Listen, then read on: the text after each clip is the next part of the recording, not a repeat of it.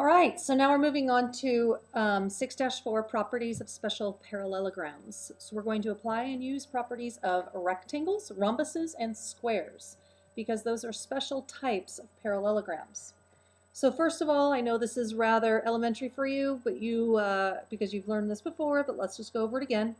A rectangle. A rectangle is a quadrilateral with 4 right angles. A rhombus is a quadrilateral with 4 congruent sides.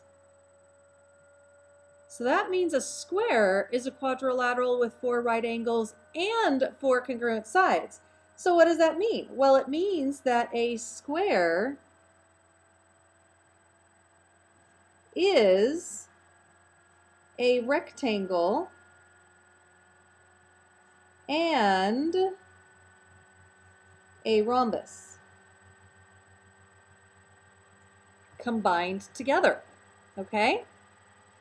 So the question is a square a rectangle? Yep, it sure is. Is a square a rhombus? Yes, it absolutely is. Is a rectangle always going to be a square? No. Is a rhombus always going to be a square? No. But a square is always going to be a rectangle, and it's always going to be a rhombus because it's both of those things combined. So there's a couple of things that you need to know about rectangles, and here they are. First of all, if it is a rectangle, then it is a parallelogram. So that means that if we have a rectangle here, which means that all 4 angles are right angles, then we can say that ABCD is also a parallelogram.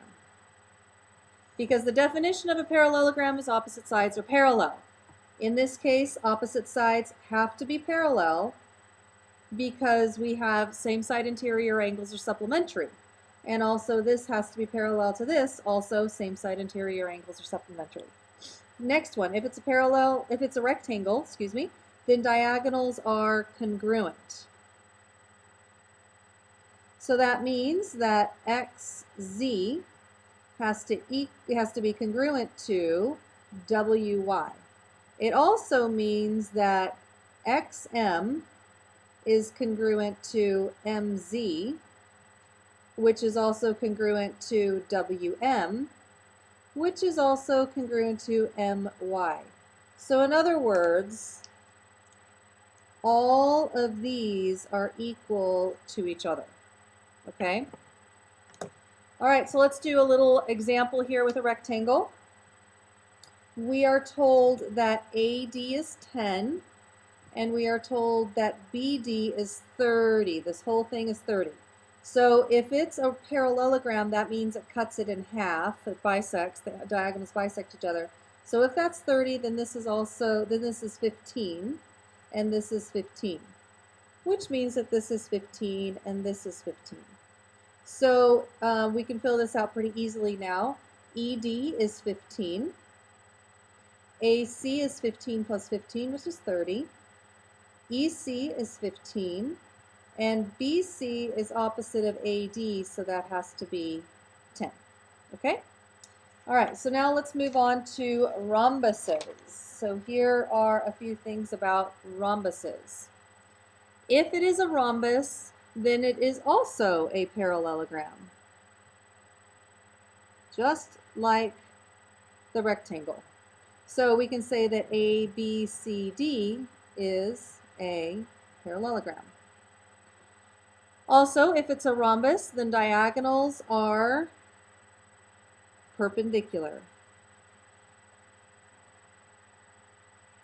which means that XZ is perpendicular to WY.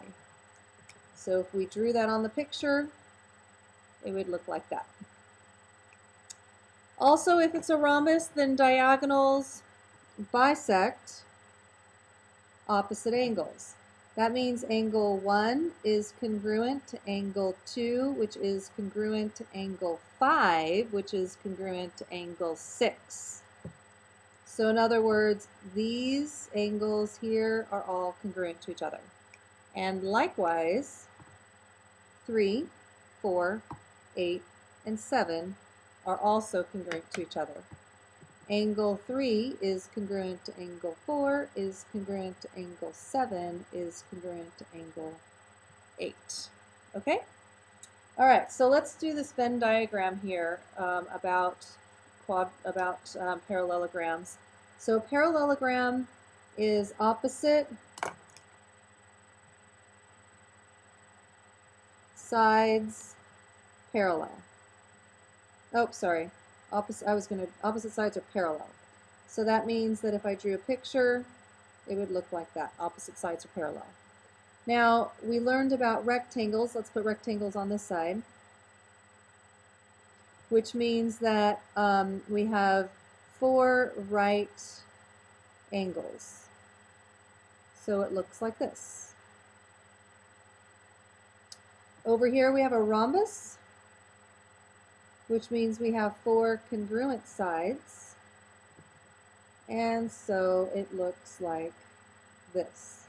And in the middle, you probably guessed it, we have a square, where we have 4 right angles and 4 congruent sides.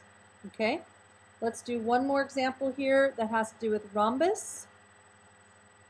So here we have a rhombus with one of the angles here is y minus 2, and this angle in the middle here is 2y plus 10.